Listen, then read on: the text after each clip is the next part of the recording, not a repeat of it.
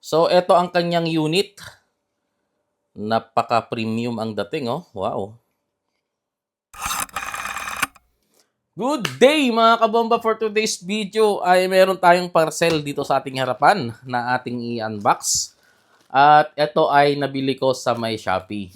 Actually mga kabomba, ito ay pangalawa na, no, na ating pinorchase sa kanila. At binili ko to mga kabomba para kay mami. Kasi nga, pag nag-rides kami, hindi kami nagkakaintindihan or hindi niya ako naririnig. Syempre, medyo naboboard na siya at kasi wala siyang kausap. Samantalang ako, may kausap ako kasi nga nag-vlog ako doon gamit yung Insta360 natin. Samantalang siya, hindi niya ako naririnig. So, ito ang solusyon, di ba? Para at least mas maging masaya pa ang pag-rides. Gaya nga ng aking post nung nakaraan mga kabomba, isama mo ang asawa mo para malaman niya kung bakit masarap mag-rides. Yun. So, eto na. Mas papasarapin pa natin ang pag-ride kasama si Mami gamit ang parcel na to. So, i-unbox natin mga kabomba at titignan natin yung ano yung mga Come laman niya. on!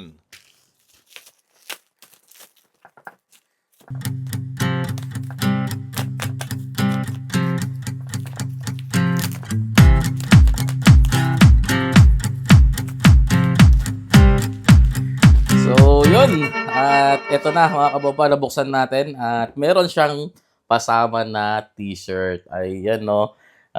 Team Freedcon. Yan. At meron talaga. Anong size kaya to? Oy, XL. Parang alam na alam nila ang size ko, ah. So, thank you very much, Freedcon, sa previous na damit, no? At pero mas excited ako dito buksan. Yan. So, ang ating intercom ay KY Pro. Yan, no? KY Pro. Yan. Ito yung motorcycle headset na Bluetooth, no? So, tignan natin mga kabomba ang laman sa loob.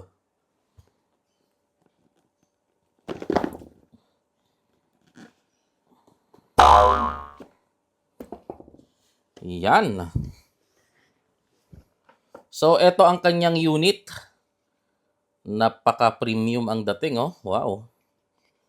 Diba?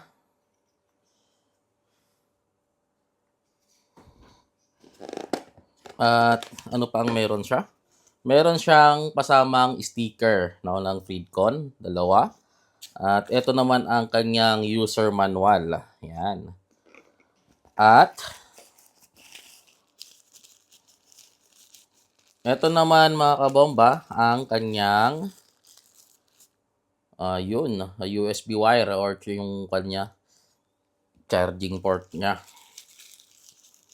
At ito naman ang kanyang, ito may dalawang klase siya doon sa paglalagyan ng helmet. Ang split on saka stick on. Yun. Itong split on, isisiksik lang ng ganon. Ito naman ay dinidikit. Yung stick on. Yan. At meron din siyang meron siyang mic at speaker. Yan.